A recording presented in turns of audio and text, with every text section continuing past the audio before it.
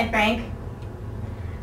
So what were the strengths and weaknesses of your team in the IFL this weekend? Well, our IFL team had some challenges. Our 205 guy got sick the day before the match. And we also lost our heavyweight. He didn't pass his retinal exam. That was about 2 weeks before our event. And 10 days before our event, we lost our 185-pounder. So our weaknesses for the event were we had basically a brand new team that had sort of just beginning its gelling together and was just getting itself structured as a team. And I think that took from our overall strength, because I feel like our biggest strengths are when we're functioning as a team and when I'm able to lead a strong group of guys, we can't lose. So that was our only weakness. Our strengths were that we had some incredibly talented athletes who were willing to fight literally to the death. The fights were spectacular in the IFL. Rafael Davis went in dead tired, sick as a dog, and took, a 12-minute ass whooping that never quit, never backed down, never stopped fighting. And Brian Foster fought a guy that was way out of his league. And everyone expected him just to get murdered. And he clobbered this guy and fought like a lion. He got fight of the night. And then I was most proud of Josh Odom, who at 155 literally destroyed his opponent with pure stand-up. It was one of the most beautiful executions of dismantling a jiu-jitsu player that I've ever seen. And I think our biggest strength is these athletes and these boys. How did you train the boys for the fights? I trained them we brought them down. Most of them came out a couple weeks in advance and worked with me, worked on general strategy, associated with each opponent and each style. Brian Foster and Travis View, I only met them 2 days before the match.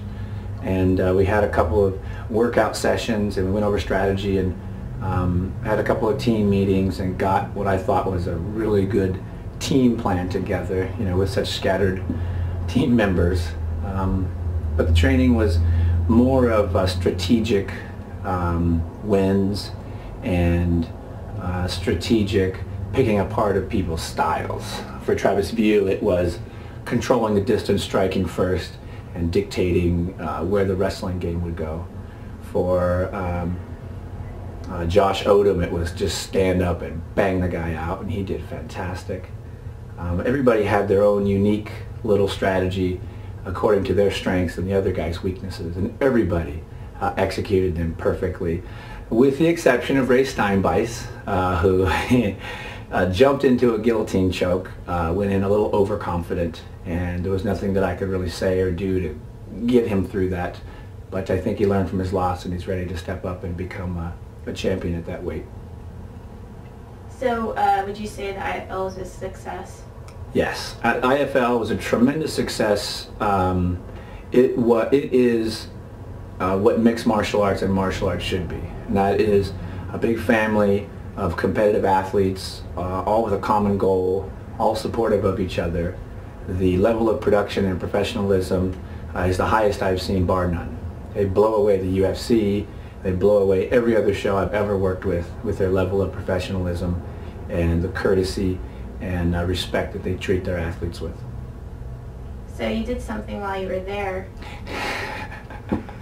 Yeah, well, I did a lot of things while I was there. I drank some beer and hung out with all the boys, but I also removed my hair, which most of the world has never seen me do before. And I did it for a couple of reasons.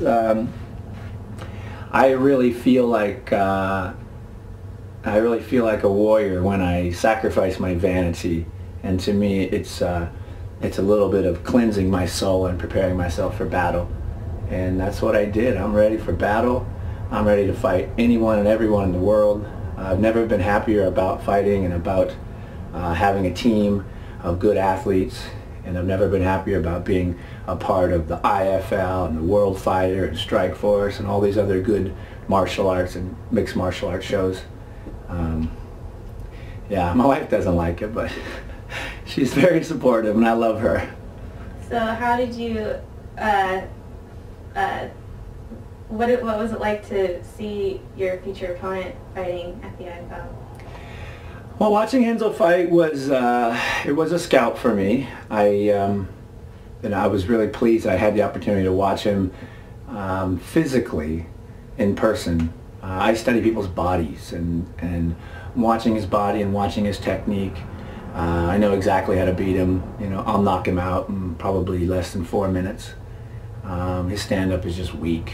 He doesn't understand how to punch. So it was just having my team, being there, participating in the event, and seeing Renzo fight was like, you know, I was in freaking heaven. So yeah, I loved it. What did you think of his fight with Miletich? His fight with Miletich was, it was short, so I was disappointed in that. Pat looked a little flat. He looked a little tired. There was so much pressure on him. We were in his hometown. There was 7,000 people there, and I had a weird feeling when he walked in the ring that he was carrying all that with him, that and the comeback and everything that he's gone through physically. You know, the doctor said he'd never fight again with his back, you know, and he proved everybody wrong. But when he stepped in there, I could tell that Renzo was just faster, and he had more desire.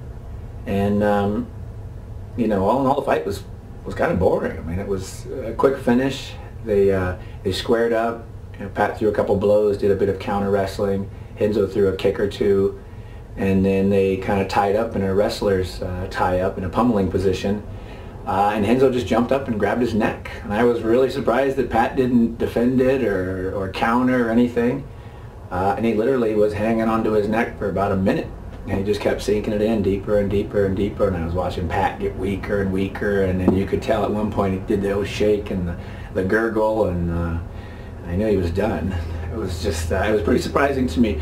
I would have picked Pat because he was healthy to win that match. So it was a bit of an eye-opener for me to see that.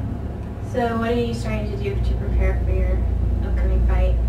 Well, for my upcoming fight with Renzo, I've decided to beat the crap out of Phil Baroni, which should be pretty entertaining. Baroni's been out there, well, doing what he does best, that's irritating people, and he's sort of irritated me. So this is breaking news no one else in the world knows except for you, Mary. But I just signed to fight Phil Baroni on December 8th, which is my birthday. I'll be 34 years old. And I figured the greatest birthday present in the world I can give myself is knocking that idiot out and silencing him up. So don't miss it. It'll be on pay-per-view. We'll be here at the HP Pavilion in San Jose. And I'm pretty excited, man. I am so excited to train. I've never been happier in all things in my life. And this is what I love to do. And I'm, you know, glad we're all checking it out. Thanks for taking some time, Frank. Anytime, Mary, anytime. You guys, December 8th, don't miss it. Shamrock and Baroni.